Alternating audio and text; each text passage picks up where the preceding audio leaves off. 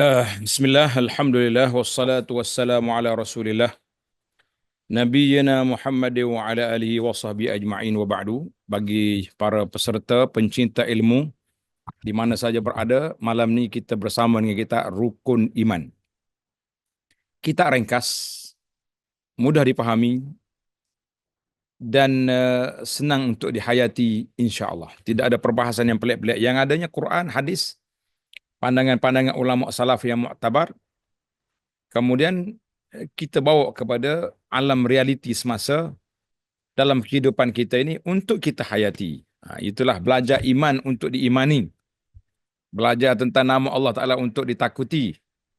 Belajar sifat-sifat Allah untuk digeruni. Bukan belajar untuk menjadi polemik, untuk diperdebat dan diperbahaskan. Untuk jatuhkan orang atau tidak.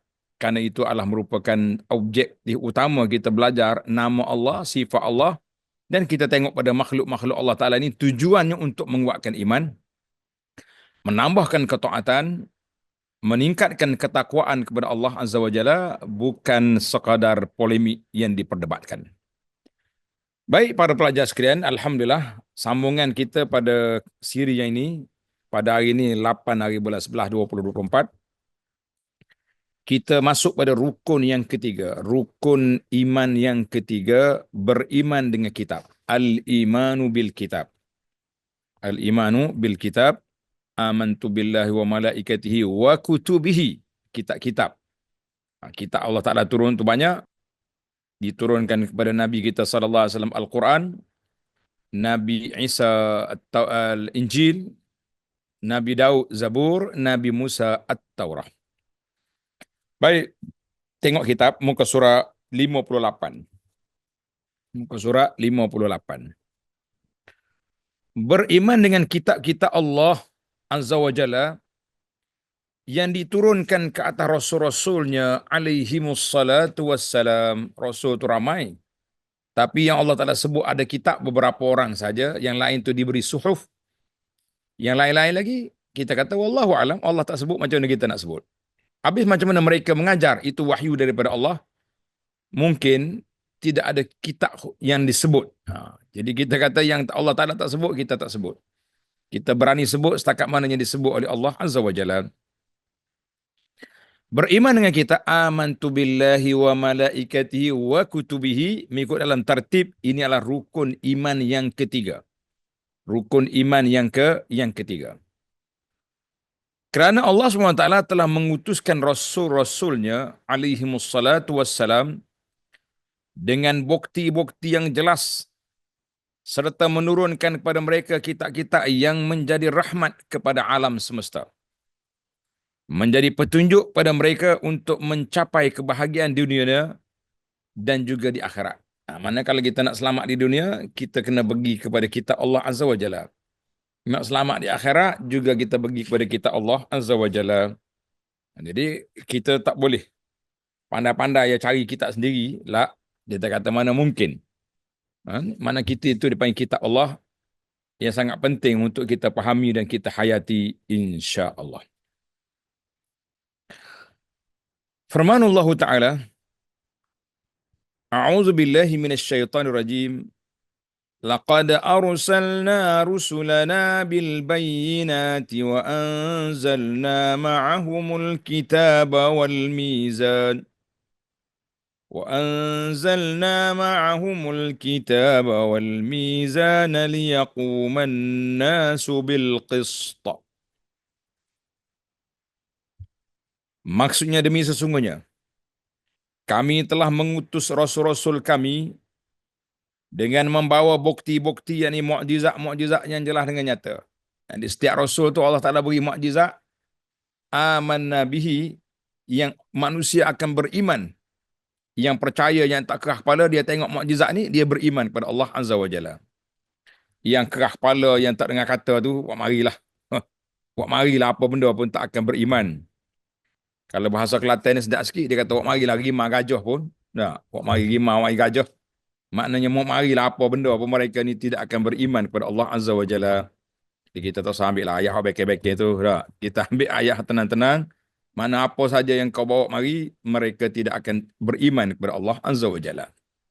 Jadi ada orang yang terima mukjizat, ada orang tak terima. Kita kata rugilah dia. Dan kami telah menurunkan bersama-sama mereka kitab. Jadi ada Rasul terima kitab, yang mari Nabi kemudian sambung kitab itu ada. Menurunkan kepada mereka kitab suci dan keterangan yang menjadi neraca keadilan supaya manusia dapat menegakkan keadilan. Itu kerja dianya, nak menegakkan keadilan, menolak kezaliman, melakukan perkara yang diredai oleh Allah Azza wa Jalla, jangan buat benda yang tidak diredai oleh Allah Azza wa Jalla. Surah Al-Hadid ayat 25. Dan firman Allah Ta'ala lagi dalam surah Al-Baqarah ayat 213.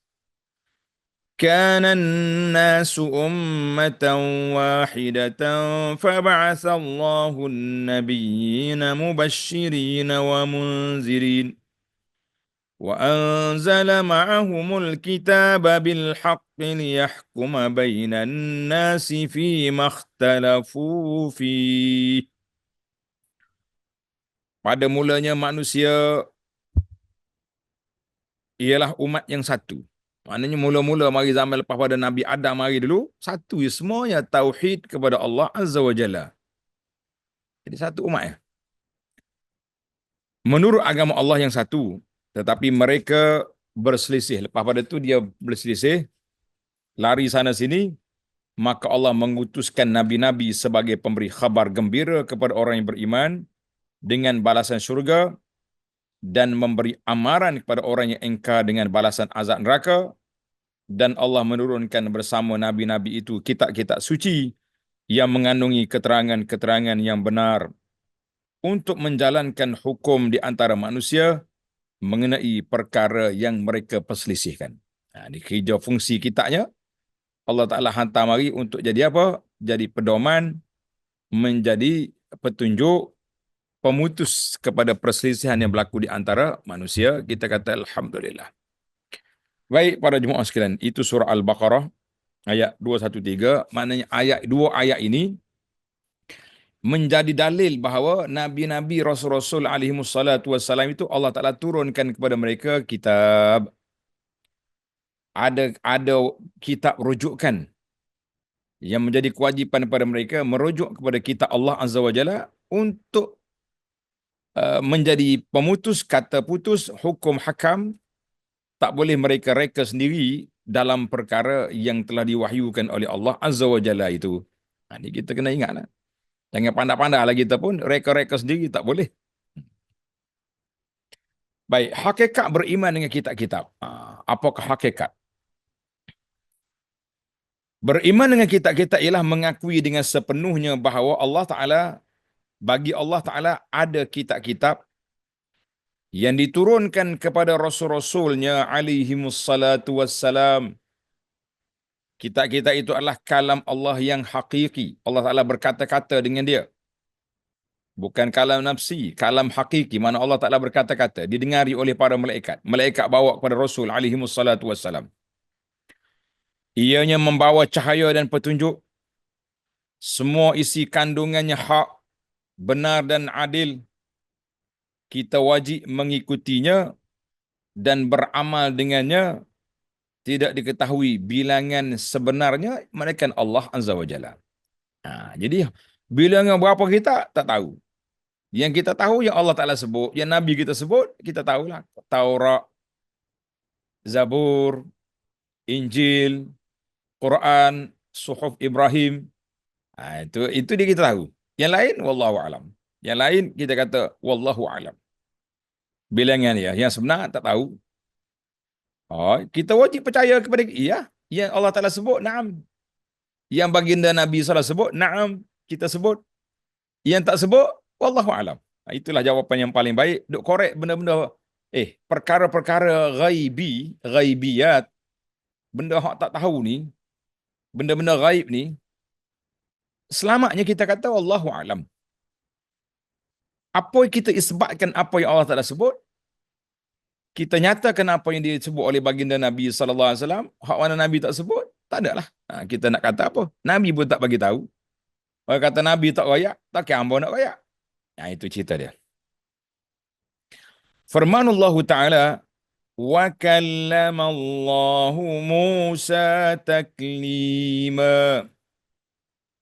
Dan Allah Ta'ala telah berkata-kata kepada Nabi Musa dengan kata-kata secara langsung, tidak ada perantaraan. Itu kelebihan Nabi Musa. Dia bermunajat terus pada Allah Azza wa Jalla. Surah An-Nisa ayat 164. Nanti dalam bab beriman dengan Rasul nanti kita akan jumpa gelaran para Nabi. Nabi Musa gelaran dia apa? Kalimullah. Nabi Musa dikenali dengan nama Kalimullah. Apa makna Kalimullah? Maknanya Nabi yang banyak berkata-kata dengan Allah Azza wa Jalla. Alhamdulillah itu. Nabi lain tak berkata-kata ke? Allah Ta'ala sebut Musa, kita kata Musa lah. Nah, itu dia panggil benda gaib. Tak boleh reka sendiri, jangan pandai-pandai. Surah An-Nisa ayat 164 dan firmanullah Ta'ala, wa in ahadum minal musyrikin istajaraka fa'ajirhu hatta yasma'a kalam Allah. Dan jika seorang daripada kaum musyrikin meminta perlindungan kepadamu untuk memahami Islam, maka berilah perlindungan kepadanya sehingga dia sempat mendengar keterangan-keterangan Allah tentang hakikat Islam itu. Jadi bila duduk dekat orang Islam, hidup dengan orang Islam baca Quran, dia orang Arab masa tu, dia faham. Kita yang bukan Islam hari ini, zaman kita ini tak kerti Arab. Kita Islam pun tak pandai Arab juga. Jadi masing-masing kita baca terjemahan. Baca huraian, baca tafsir. Ramai je orang Muslim, non-Muslim masuk Islam dengan sebab mengkaji Quran melalui terjemahan. Nah, sebab itulah kata di pendakwah, orang yang bukan Islam mengkaji Quran sebelum dia mengaji Quran. Nah ini, faham kata-kata? Dia mengkaji Quran sebelum dia mengaji Quran. Apa dia maksud? Mana dia kaji dulu. Kaji. Akhir kali dia jumpa benda ni benar, dia masuk Islam. Lepas masuk Islam baru dia cari kelah, baru dia cari kelah Iqra. Baru nak mengaji Fatihah, mengaji Al-Fatihah apa ni Quran. Jadi dia kaji sebelum dia mengaji. Kita hari ni masya-Allah tabarakallah mengaji banyak, mengkaji tidak. Rugi. Kita orang Islam lah ni banyak mengaji tapi kurang mengkaji. Ada orang duk mengaji Quran daripada muda sampai tua. Kita kata oh, baiklah, bukan tak baik. Dia mengaji Quran, kenapa tak baiknya? Cuma dia tak dapat manfaat besar daripada ilmu yang ada dalam Quran itu selain daripada dia dapat pahala baca Quran. Alhamdulillah. Kita pun baik dah daripada golongan yang tak baca Quran. Nah, hak tak ngaji Quran langsung rugi terus. Jadi kita kata hak ngaji ni kita kata alhamdulillah. Jadi ingat molek para jemaah. Jadi berbeza di antara orang yang mengkaji sebelum dia mengaji. Masyarakat Islam ni mengaji pakai tak kaji. Itu rugi. Yang kita naknya, yang kita nak heret tuan-tuan dan puan-puan sekarang ni kepada dua-dua sekali mengaji dan mengkaji. Jangan habiskan masa separuh jalan je. Oh, saya tak ada masa nak mengkaji Quran. Habis kita duduk taranum sampai pukul 12, pukul 1 malam. Semata-mata tak. Kalau kita suara sedap, ada juga potensi nak dapat kori antara bangsa ke kebangsaan. Tapi kalau kita tahu dah suara kita pun macam tu ya. Baca-baca kat kampung je lah. Dah. Habiskan masa kita dengan mengkaji Quran. Dan insya-Allah banyak manfaat. Baik, hukum beriman dengan kitab. Apakah hukum beriman dengan kitab? Kita tengok tadi baru mukadimah baru tu. Ni hukum beriman dengan kitabnya apa pula ni? Jawabnya, hukum beriman dengan kitab wajib. Sebab dia rukun. Rukun Islam, kenapa tak wajib? Rukun ni maknanya kalau tak buat tak jadi. Itu dia panggil wajib. Wajib beriman dengan semua kitab yang diturunkan oleh Allah Azza wa Jalla kepada Rasul-Rasulnya alaihimussalatu wassalam. Allah Ta'ala telah berkata-kata dengan secara hakiki, sesungguhnya kitab yang diturunkan itu bukanlah makhluk. Kitab itu kitab Allah, kalamullah. Kertas itu makhluk lah. Kertas. Sesiapa yang mengingkarinya atau sebahagian daripadanya akan menjadi kafir. Na'udzubillah. Jadi kita kena percaya kepada kitab-kitab Allah Ta'ala. Firmanullah Ta'ala. يا أيها الذين آمنوا آمنوا بالله ورسوله والكتاب الذي نزل على رسوله والكتاب الذي أنزل من قبل ومن يكفر بالله وملائكته وكتبه ورسله واليوم الآخر فقد ضل ضلالا بعيدا. Wahai orang-orang yang beriman, tetapkanlah iman kamu kepada Allah, satu, dan Rasulnya, dua, dan kepada kitab Al-Quran telah diturunkan kepada Rasulnya, tiga, dan juga eh, kepada apa ni? Kitab-kitab suci yang telah diturunkan terdahulu daripada Quran. Dan sesiapa yang kufur engkar kepada Allah dan malaikat-malaikatnya dan kitab-kitabnya dan rasul-rasulnya dan juga hari akhirat, maka sesungguhnya dia telah sesat dengan kesesatan yang sangat jauh. Surah An-Nisa ayat 136. Jadi ayat ini mengisbatkan rukun iman. Beriman kepada Allah, kepada Rasul, kepada kitab, kepada malaikat, kepada hari akhirat. Nah, cuma dia tak sebut satu lagi, Al-Qadar, qada dengan qadar. Jadi ayat-ayat ini bila dikumpul, terkumpullah 6 rukun tu. Nah, tapi dalam hadis Nabi kita sebut, antu'mina billah wa malaikatihi wa kutubihi wa rusulihi wal yawmil akhir wa bil qadari khairihi wa syarrihi. Itu dalam hadis lengkap. Baik. Dalil yang kedua, firman Allah Ta'ala, wa hadza kitabun anzalnahu mubarakun fattabi'uhu wattaqu la'allakum turhamun.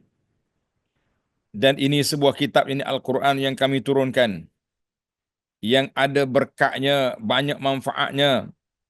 Oleh itu hendaklah kamu mengikutinya dan bertakwalah kepada Allah. Mudah-mudahan kamu beroleh rahmat. Surah Al-An'am 155. Jadi ayat ini, kitabun anzalnahu mubarakun fattabi'uh. Itu arahan. Mana kitab yang kami turunkan. Kitab yang diberkati. Maka wajib kamu ikut dia. Itu dalil. Kita kena beriman dan kita kena ikut kitab Allah. Baik. Adapun dari sudut kehidupan, hajatul bashar ilal kutub. Hajatul bashar ilal kutub, mana keperluan manusia kepada kitab, petunjuk dan hikmah daripada penurunan kitab. Jadi manusia ni perlu kepada kitab Allah. Kita jangan sombong kerah kepala sore aja, jangan. Kalau tak ada kitab Allah Ta'ala, kita terumbang ambing, tak tahu nak pergi mana, kata orang. Macamkan lembu dengan kerbau je kita ni. Kan? Jadi bila ada kitab Allah Ta'ala, kita tahu di mana ke arah mana hala tuju yang kita nak pergi. Kita kata Alhamdulillah. Yang pertama, supaya kitab-kitab yang diturunkan kepada Rasul-Rasul akan menjadi rujukan bagi umatnya. Kita nak jadi rujuk umat-umat. Mereka merujuk kepadanya untuk mengetahui agama mereka. Jadi kita nak tahu agama kita, kita kena rujuk kepada kitab Allah. Dua, supaya kitab-kitab yang diturunkan kepada Rasul-Rasul akan menjadi sumber hukum yang adil kepada umatnya dalam semua perkara yang menjadi perselisihan. Ini kita mulai ingat mulai. Jadi kita kena supaya dia jadi apa dia ni? Menjadi sumber hukum. Halal ke haram? Tak tahu. Tengok kitab. Kitab kata halal, alhamdulillah kita ambil. Kitab kata tak halal, jangan ambil. Itu dia panggil. Tiga, supaya kitab-kitab yang diturunkan kepada Rasul-Rasul akan menjaga agama selepas kewafatan Rasul tersebut. Dia panggil kitab macam Quran tu muhaiminan, menjadi pengawal kepada kitab-kitab yang terdahulu. Jangan. Itu kitab mana? Kitab ini menjadi pengawal kepada kitab yang terdahulu. Walaupun panjang jarak masa dan tempat, sebagaimana keadaan dakwah Nabi kita Muhammad sallallahu alaihi wasallam, maknanya daripada Nabi Dengan Nabi Isa pun sudah 570 tahun. Dengan Nabi Musa berapa ribu tahun. Tapi kitab Quran menjadi muhaimin, menjadi pengawal kepada kitab yang terdahulu. Mana-mana isi kandungan kitab yang terdahulu, yang bercanggah dengan Al-Quran dari sudut tauhidnya, maka tak betul. Kita kata kitab itu telah diselewengkan oleh pendeta-pendeta, oleh padri-padri, tok-tok guru mereka. Tapi ada pun dari sudut furu' al-hukm, cabang-cabang, bab halal haram dalam perkahwinan dalam akad, itu masing-masing ada perbezaan. Itu kita kena akur dan kita kena terima yang tu. Tapi dalam bab asas agama tak ada perbezaan. Semuanya apa? Tengok ni. Semuanya dia mari daripada Allah Azza wa Jalla. Walaupun panjang jarak masa dan tempat, tak ada beza. Tetap kita itu menjadi pengawal. Sebagaimana keadaan dakwah Nabi kita Muhammad sallallahu alaihi wasallam yang keempat, supaya kita ini menjadi hujah Allah Taala ke atas hamba-hambanya. Aku ayat dah kan. Tuhan kata aku dah beritahu kepada kamu dalam kitab. Tak tahu, doa tak baca. Tak erti, apa tak mengaji. Bukan salah Allah, salah kita yang tak belajar. Salah kita yang tak ikut peraturan. Kita jangan menyalahkan Tuhan dalam perkara ini. Ini ingat molek tu. Setengah orang ni kata, tak apa, kita tak tahu, tak salah. Tak tahu, tak salah, kerana tak mengaji. Salah juga. Yang keempat, supaya kita ini menjadi hujah Allah Ta'ala ke atas hambanya, tidak mungkin mereka menyalahinya atau keluar daripada mengikutinya. Tak mungkinlah.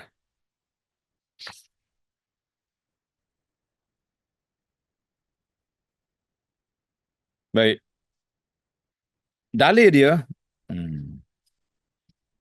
kana an-nas ummatan wahidatan fa ba'atsallahu an-nabiyyina mubasysyirin wa munzirin wa anzala ma'ahum al-kitaba bil haqqi liyahkuma bainan nasi bima ikhtalafu fihi. Sekali lagi kita bawa ayat ni. Ayat yang sama tadi juga, cuma dalil tempat yang lain.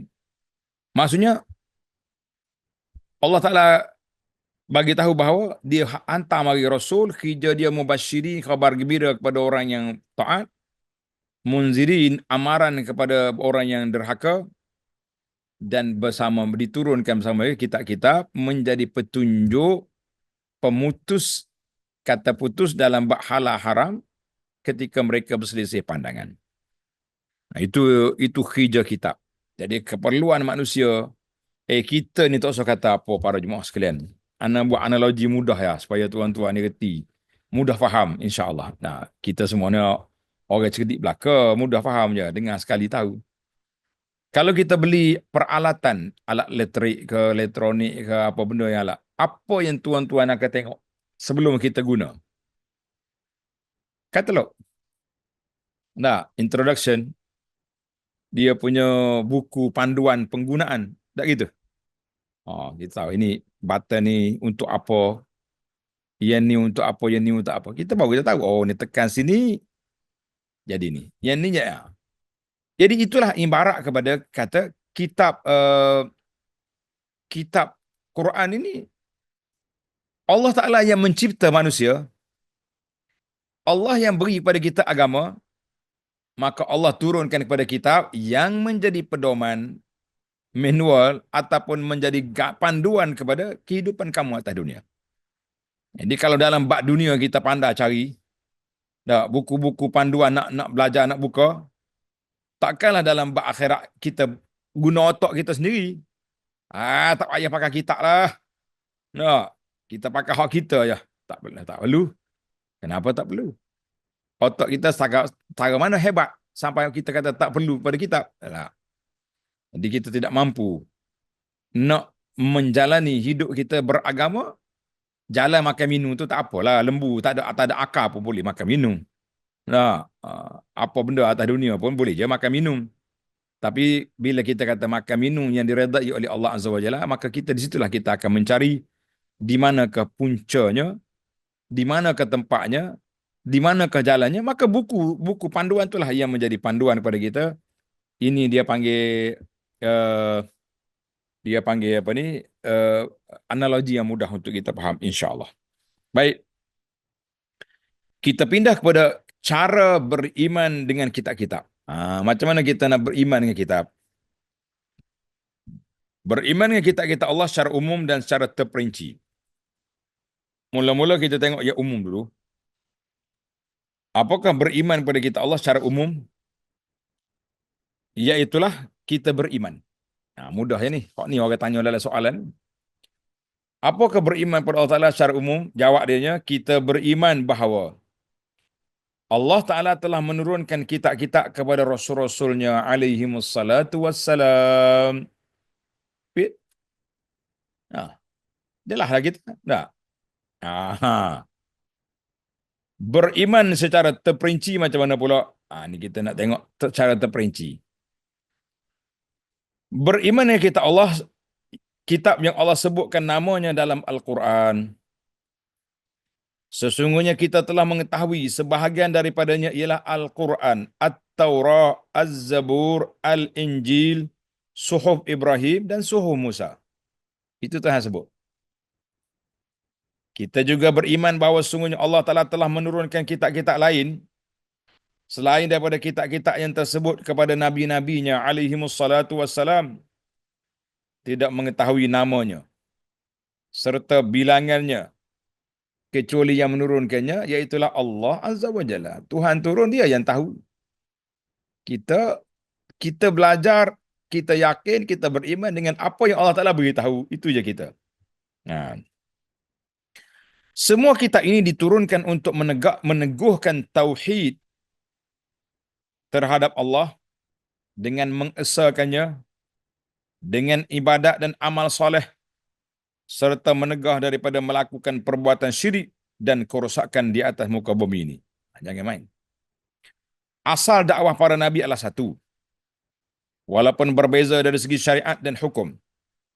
Beriman dengan kitab-kitab bererti mengetahui turunnya kitab-kitab kepada Rasul-Rasul alaihimussalatu wassalam yang terdahulu, dan beriman dengan Al-Quran ialah mengakui kebenarannya serta mengikut semua isi kandungannya yang kita kena ikut. Jadi ada dalam Quran ni ada dua, yang kita kena ikut, yang kita kena tinggal. Jadi hak kena tinggal, jangan buat. Nak kita kena ikut, kita kena buat. Kita kata Masya Allah, Tabarakallah. Firmanullah Ta'ala, Amana ar-rasulu bima unzila ilaihi min rabbihi wal mu'minun. Kullun amana billahi wa malaikatihi wa kutubihi wa rusulih. Maksudnya Rasulullah sallallahu alaihi wasallam telah beriman kepada apa yang diturunkan kepadanya dari Tuhannya, dan juga orang-orang yang beriman semuanya beriman kepada Allah dan malaikat-malaikatnya dan kitab-kitabnya dan rasul-rasulnya. Di sini kita nak kitab-kitab lah. Bab tajuk kita bab kitab. Surah Al-Baqarah ayat 285, ayat yang panjang di akhir Baqarah tu. Firmanullah Ta'ala lagi, Ittabi'u ma unzila ilaikum min rabbikum wa la tattabi'u min dunihi awliya. Katakanlah kepada mereka, wahai Muhammad sallallahu alaihi wasallam, turutlah apa yang telah diturunkan kepada kamu dari Tuhan kamu, dan janganlah kamu menurut pemimpin-pemimpin yang lain dari Allah. Jadi hal lain daripada Tuhan, jangan duk ikutlah. Kalau ikut sesat jawab dia. Surah Al-A'raf ayat 3. Baik. Beberapa perkara Al-Quran lebih istimewa daripada kitab-kitab terdahulu. Dipanggil Fadailul Quran. Ataupun disebut dengan nama Khasa'is Al-Quran. Khasa'isul Quran maknanya ciri-ciri keistimewaan Al-Quran. Ciri-ciri keistimewaan Al-Quran. Yang pertama, Al-Quranlah mukjizat dengan lafaz dan maknanya. Apa dia maksud? Mukjizat dengan lafaz dan maknanya. Apa maksud? Maksud dianya, lafaz Al-Quran itu mari daripada Allah Azza wa Jalla. Macam hadis ni, ada satu lagi dia panggil hadis kursi. Kalau kata hadis kursi itu, lafaz dia Nabi sebut. Cuma makna dia, maksud dia daripada Allah Azza wa Jalla. Tapi Al-Quran lafzan wa ma'nan. Itu kalam Allah Ta'ala. Kalam Allah Azza wa Jalla duduk di situ. Jadi kita kena ingat, kalam Allah Ta'ala duduk mana? Duduk situ. Nah.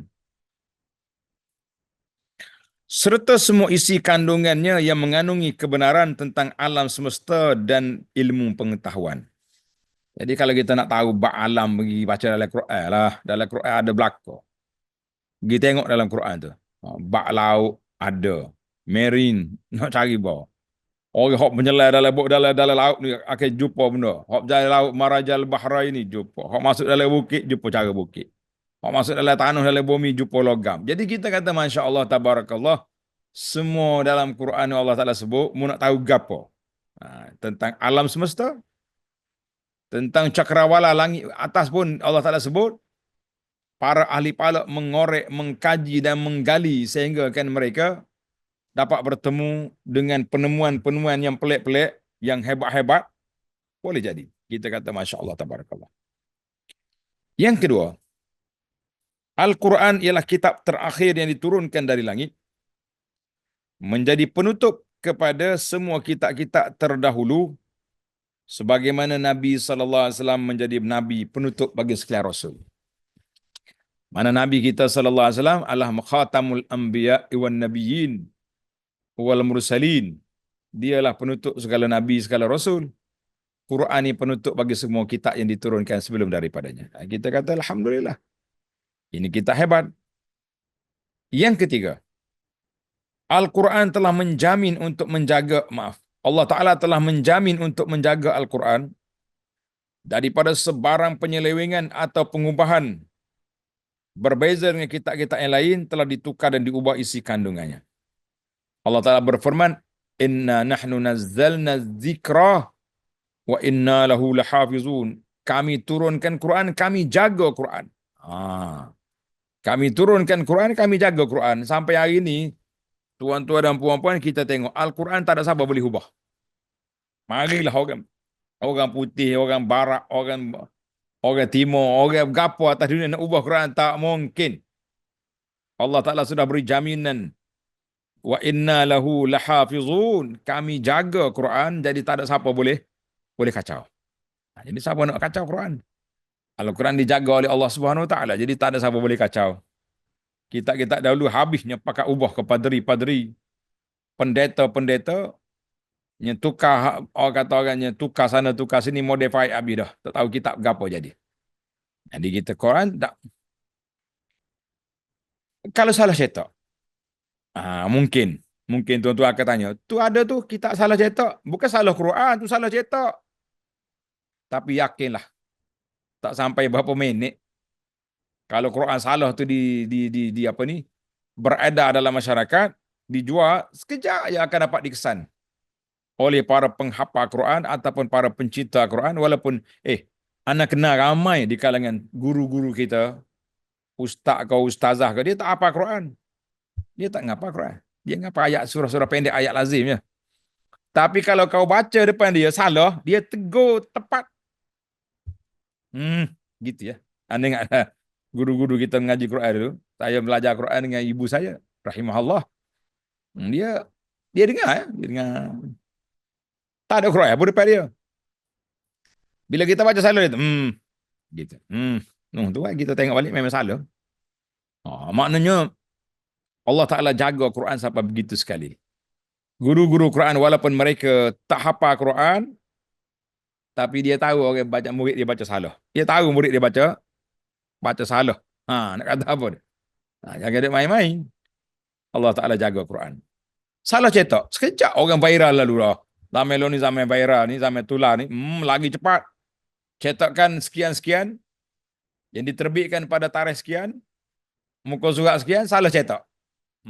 Kalau di Malaysia ni, dia ada bahagian kawalan perlesenan Al-Quran ni.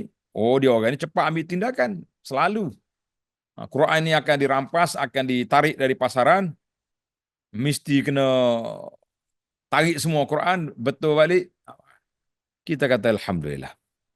Mana-mana atas dunia pun ada je lajnah tashih apa ni cetakan Al-Quran tu. Dia bukan tashih betul Quran, dia tashih cetakan Quran. Kita kena beza antara dua perkataan tu. Tashih memperbetulkan cetakan yang salah. Quran tak salah. Macam kita juga hari ni, orang Islam lemah. Orang yang lemah, Islam tak lemah. Islam tu hak Allah Ta'ala. Islam tu dinullah. Al-Islam apa ni? Inna dina indallah Islam. Mana boleh lemah hak Tuhan. Tapi yang lemahnya orang. Penganut Islam tu lemah. Lemah penguasaan ilmu. Lemah penghayatan. Lemah pelaksanaan. Lemah segala-galanya. Yang menyebabkan kita ketinggalan. Ditinggalkan oleh orang lain. Yang begitu jauh ketinggalan. Kita kata nas'alullah al-afwa wal-afiyah. Kita minta Allah Ta'ala selamatkan kita di dunia dan aman di akhirat. Nah itu dia panggil. Allah Ta'ala telah jamin Al-Quran. Inna nahnu nazzalna dzikra wa inna lahu lahafizun. Mereka tak boleh ubah. Tetapi para jemaah sekalian ingat.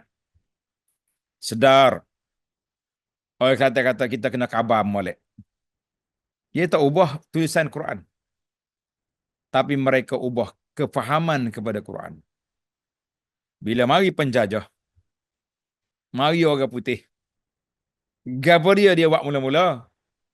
Jauhkan manusia daripada menghayati Al-Quran. Itu masalah kita. Dia bui. British, penjajah bui. Negara komunis yang tak boleh baca Quran. Negara komunis, tak boleh baca. Baca kena bunuh.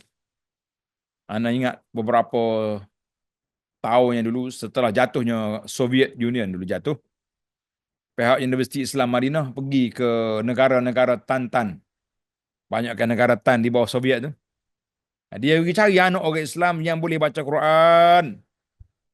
200 orang pelajar dibawa ke Madinah. Letak di pusat bahasa Arab biar ngaji. Sebab mereka perlu dibina semula. Itu dipanggil membina semula. Jadi kita tanyalah budak-budak ni. Katamu macam mana mau hidup dalam negara macam ni? Dia kata dalam rumah dia ada lubang tingkap di dalam tanah. Basement ni patutnya. Masuk dalam tanah ni korek tu. Kalau nak ngaji Quran, kalau nak solat ke, dia turun anak-anak dalam tu supaya tidak didengari oleh apa ni tentera-tentera yang berjalan mencari ini. Kalau dia dengar baca Quran habis bakar rumah. Ini dia panggil masya-Allah tabarakallah. Lama gitu Islam kekal dalam jiwa mereka, Quran ada dalam hati mereka. Alhamdulillah mereka dibawa ke sana. Tapi bagi kita orang yang duduk di bawah kerajaan lain, macam kerajaan British, tak ada masalah. Nak musabakah Quran 4 kali setahun pun dia bagi. Nak pergi haji dia bagi kapal. Boleh pergi Mekah. Tak, setengah tuan-tuan guru yang dia marah, yang menentang penjajah, dia isytihar. Kerajaan telah bersedia menghantar tuan guru untuk pergi duduk iktikaf di Mekah. Padahal dia nak buat negeri. Main penjajah ni. Maknanya mereka berjaya menjauhkan masyarakat Islam daripada Quran. Tapi walaupun mereka tidak berjaya mengubah isi kandungan Quran, tapi Quran tidak lagi diamalkan. Bahkan perlembagaan mereka lebih tinggi daripada Quran. Sekarang ni kalau kita bawa undang-undang Islam yang jelas dalam Quran, bila bercanggah dengan mahkamah British, mahkamah penjajah, terbatallah undang-undang Quran. Kita kata Masya Allah, Tabarakallah. Nak ubah isi kandungan tak boleh ubah. Nak ubah tulisan Quran tak terubah. Mereka ubah kepala anak orang Islam yang telah mengubah halal jadi haram. Haram jadi halal wal'iyazubillah.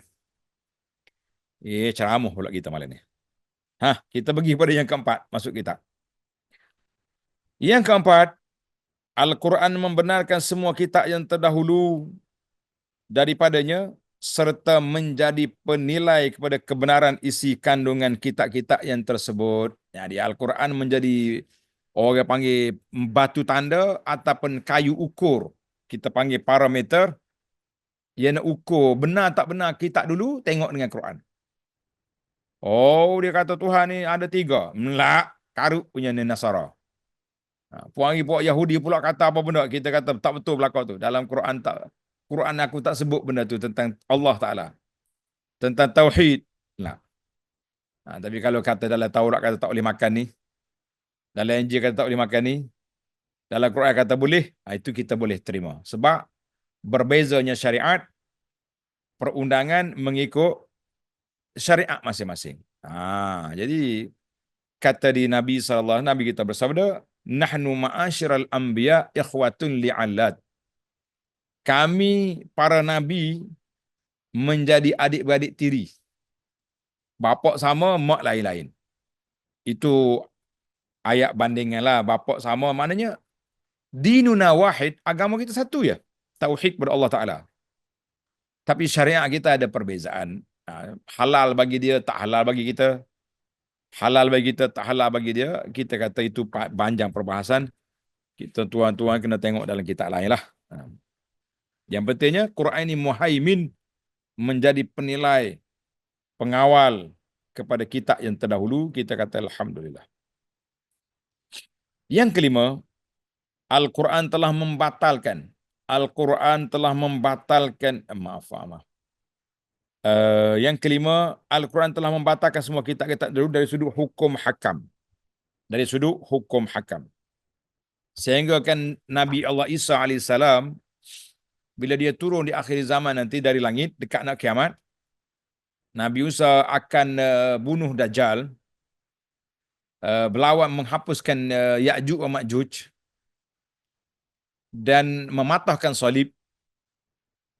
Yaqtulunal khanazir, bunuh babi-babi, dan dia melaksanakan syariat Islam mengikut Al-Quran.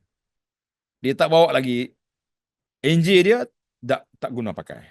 Itu dia panggil Quran yang telah menasahkan hukum kitab-kitab yang terdahulu. Termasuklah Nabi Allah Isa AS bila dia turun nanti di akhir zaman. Kita yang berpegang dengan mazhab Ahlussunnah wal Jamaah ini bahawa Nabi Isa AS berada di langit. Dia akan turun di akhir zaman dekat dengan nak kiamat.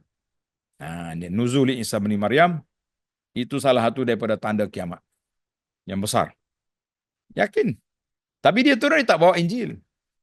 Injil ada tanah Nasara tu, marah dia belakang tu. Salib-salib yang ada tu patah. Nabi Isa bagi arah patah ke semua salib. Mengaku aku hidup lagi. Salib apa ya? Jadi ini dipanggil perkara yang perlu kita kena jelaskan insya-Allah. Baiklah.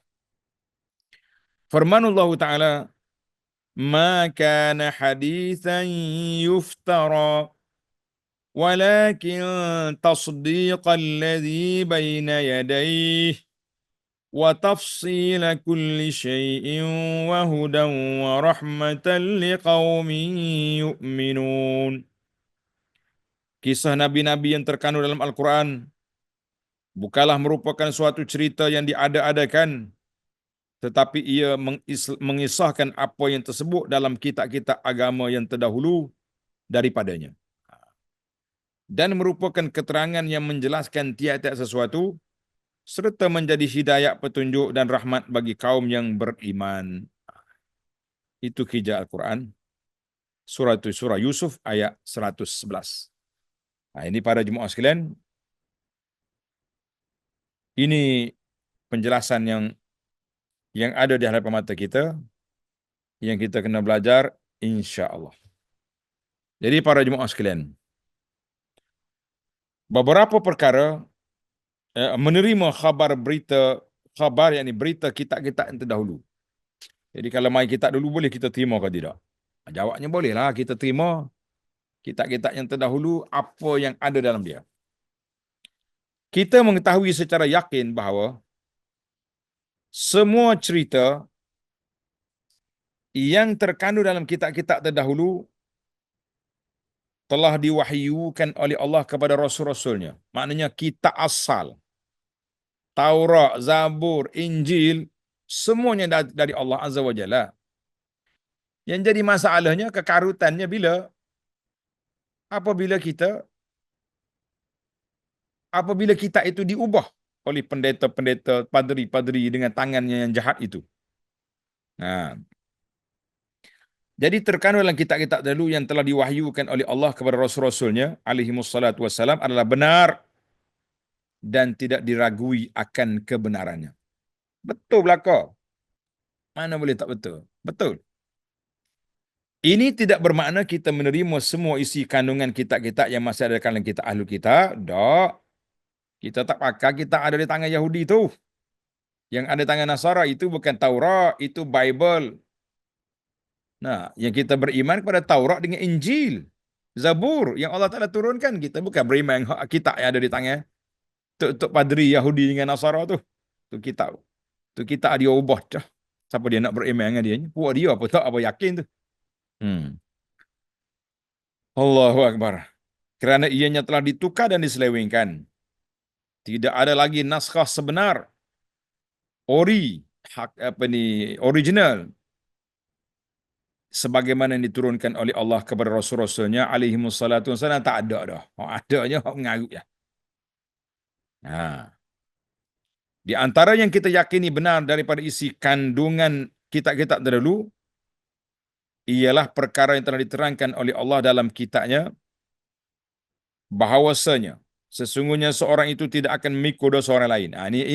Ini adalah kitab terdahulu. Tanda pelajar-pelajar yang ada kitab, tanda tepi kitab. Ini di antara isi kandungan kitab terdahulu yang ada dalam kitab kita, yang kita boleh terima, boleh pakai. Ini tak apa. Apa dia? Bahawa sesungguhnya seseorang itu tidak akan memikul dosa perbuatan orang lain kecuali dosa yang dilakukannya saja. Satu tanda itu. Maknanya setiap kita akan ambil dosa kita ya. Dosa orang, apa kita nak tangguh dosa orang? Ada kecuali tu. Tanda itu. Kecuali dosa bersebab. Dosa bersebab. Contohnya, isteri tak tutup aurat. Suami biarkan. Tak nasihat, tak tegur. Maka awak share sekali. Dosa hak bini buat, naik atas kepala tok laki sekali. Dia panggil dosa bersebab. Tapi secara spesifiknya, dosa masing-masing dia tanggung. Apa kita nak pakai hak orang, nak tangguh orang. Dua, pilih nombor dua. Bahawasanya seorang itu tidak memperoleh sesuatu selain daripada apa yang disuarakannya. Jadi kita akan dapat pahala yang kita buat. Kecuali pahala bersebab. Kita ajar orang buat baik. Ajar orang solat. Ada orang baca Quran. Dia baca Quran dengan sebab kita boleh pahala. Tapi asasnya pahala masing-masing. Dan yang ketiga, bahawa sungguhnya usaha itu akan ditunjukkan kepadanya pada hari kiamat kelak. Jadi semua yang kita buat atas dunia ni, Allah Ta'ala akan tayang balik di akhirat esok. Kemudian usaha itu akan dibalas dengan balasan yang amat sempurna yang menunjukkan kepada keadilan Allah Azza wa Jalla. Ini di antara isi-isi kandungan kitab dulu yang ada dalam kitab. Ada dalam Quran. Mana dalil? Dalilnya firman Allah Ta'ala, Alam yunabba bima fi suhufi Musa wa Ibrahim alladhi waffa. Atau belumkah dia diberitahu akan apa yang terkandung dalam suhuf, yakni kitab Nabi Musa dan juga dalam suhuf Nabi Ibrahim yang memenuhi dengan sempurna segala yang diperintahkan kepadanya. Apa dia? Alla tazir waziratun wizra ukhra. Dalam suhuf itu ditegaskan bahawa sungguhnya seorang itu tidak akan memikul dosa perbuatan orang lain kecuali dosa yang dilakukannya sahaja. Wa an laysa lil insani illa ma sa'a. Dan bahawasanya seseorang itu memperoleh sesuatu selain daripada apa yang diusahakannya. Kita buat bolehlah, tak buat apa. Wa anna sa'yahu sawfa yura. Dan bahawasanya usaha perbuatan yang ditunjukkan itu kepadanya akan ditunjukkan padanya pada hari kiamat. Thumma yujzahul jazaa'al awfa. Kemudian usaha itu akan dibalas dengan balasan yang amat sempurna. Surah An-Najmi ayat 36 hingga 41. Mana ayat ini Allah cerita hak ada dalam suhuf. Jadi kita terima, kita percaya sebab dalam Quran sebut. Ya. Dan firman Allah Ta'ala, bal tu'thirunal hayatad dunya wal akhiratu khairun wa abqa. Inna hadha lafis suhufil ula. Suhufi Ibrahim wa Musa. Bahkan kamu utamakan kehidupan dunia, padahal kehidupan akhirat lebih baik dan lebih kekal. Sesungguhnya keterangan-keterangan yang dinyatakan ini ada disebutkan dalam kitab-kitab yang terdahulu, iaitulah Suhuf Ibrahim dan Nabi Musa. Maknanya kitab ni ada dalam kitab mereka. Dalam Quran sebut, kita pun yakin dan percaya seluah-luahnya, kita kata Alhamdulillah. Adapun dalam Quran, tengok, hukum hakam dalam Al-Quran. Semua hukum yang terkandung dalam Quran wajib ke atas kita untuk mengikutinya. Ini berbeza dengan isi kandungan kitab-kitab yang terdahulu. Kita pertimbangkan dulu. Sekiranya ia bercanggah dengan syariat kita, maka tidak boleh beramal dengannya. Bukan ianya suatu hukum yang bukan ianya suatu hukum yang batil. Sebaliknya, ia adalah satu yang hak pada zaman diturunkannya. Mana masa itu betul menjadi amalan pada masa itu. Tetapi kita tidak wajib mengikutinya sekarang, kerana ia telah termansuh, telah terbatal hukumnya dengan syariat kita. Dan sekiranya ia bertepatan dengan syariat kita, maka ianya benar. Syariat kita telah membuktikan kebenarannya. Dia kata syar'u man qablana syar'un lana.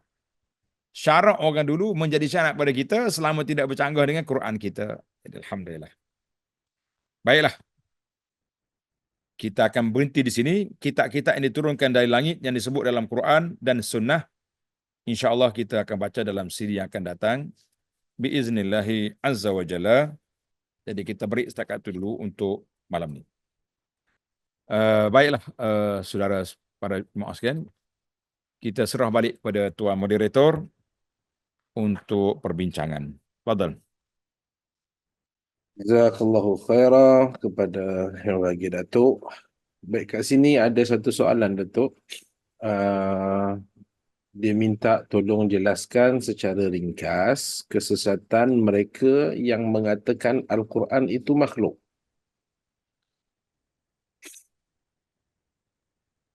Ini masalah yang berlaku sudah lama. Di zaman Imam Ahmad bin Hanbal rahimahullah ta'ala lagi sudah berdebat panjang. Dia kata Quran ini makhluk, bukan kalamullah ta'ala. Jadi kita kata itulah perkara yang sesat. Jadi bagi kita lah Ahlus Sunnah wal Jamaah ni, kita kata Al-Quranu kalamullah. Imam Ahmad telah mempertahankan Al-Quran kalamullah sehingga dia dipukul. Dia dipenjara yang begitu dahsyat.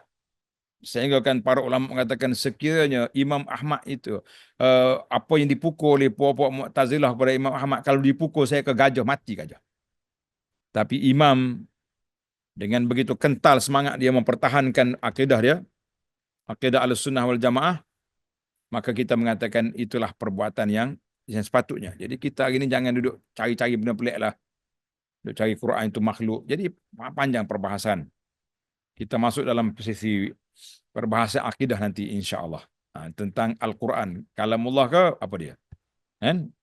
Jadi sebab itulah bila ada orang komen kata ke Imam Ahmad macam-macam, kita kata tengok cermin dulu. Nah, muka kita setara mana nak kata ke Imam Ahmad begitu teruk. Kalau orang kampung ni, kalau dia berkelahi, dia tak kata tengok cermin. Dia kata kencing dalam tempurung, tengok muka di situ. Cantik ke, comel ke lawa. Itu bahasa orang kampung, kadang-kadang dia lagi ganas. Tapi kita orang bandar ni, kita kata tengok cermin muka kita. Layakkah kita nak komen Imam Ahmad dalam perkara akidah yang dia telah perjuangkan sehingga dia diberi gelaran Imam Ahlus Sunnah. Imam Ahlus Sunnah, Imam Ahmad. Leis? Karena mempertahankan kalamullah. Al-Quran itu kalamullah. Tiba-tiba mari makhluk yang akhir-akhir ini nak mempertahankan Quran itu makhluk. Kita kata itu Mu'tazilah sudah berlalu. Kalau ada lagi di zaman kita ini, memang golongan sesat yang perlu dihapuskan.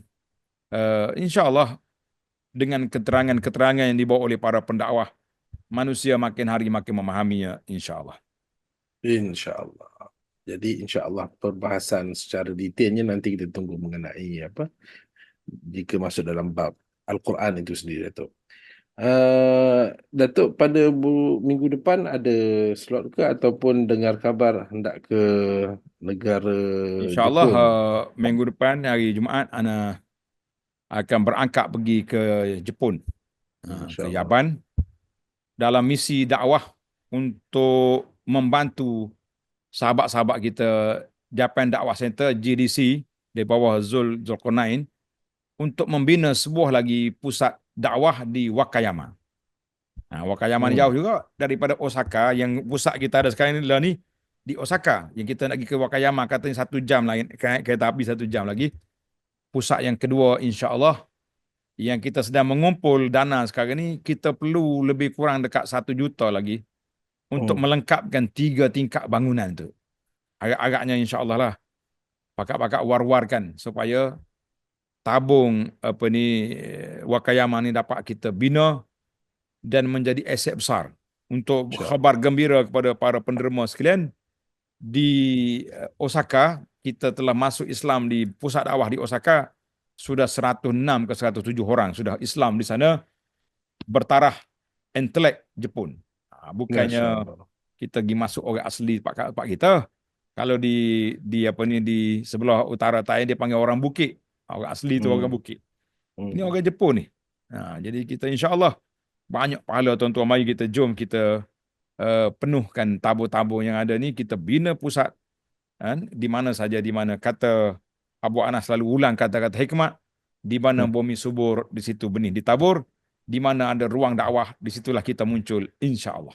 Jadi saya InsyaAllah. dengan global sentiasa mencari tempat untuk kita apa ni menabur benih-benih yang subur, benih-benih Islam kepada masyarakat bukan Islam, dan menguatkan Islam yang sedia ada biiznillah azza wa jalla. InsyaAllah. InsyaAllah. Mudah-mudahan Allah senantiasa berkati usaha Datuk, mudahkan segala urusan Datuk dan kita semua. Ya, juga kita kena sering ingat kita semua berperanan dalam setiap misi dakwah yang ada, dan mudah-mudahan kalaulah bukan kita yang belajar ilmu ni membantu, siapa lagi kita harapkan. Jadi insya-Allah hasil daripada pembelajaran kita realisasikan membantu usaha-usaha dakwah ini, dan semoga Allah berkati kita semua. Sehingga berjumpa lagi pada pengajian yang akan datang. Terima kasih kepada Datuk, terima kasih kepada Kak Jini, terima kasih kepada tim PMT, terima kasih kepada hadirin dan hadirat semua. Jazakumullahu khaira. Subhanakallah wa bihamdik. Asyhadu an la ilaha illa anta astaghfiruk wa atubu ilaik. Wa akhiru da'wan alhamdulillah rabbil alamin. Wassalamualaikum warahmatullahi wabarakatuh.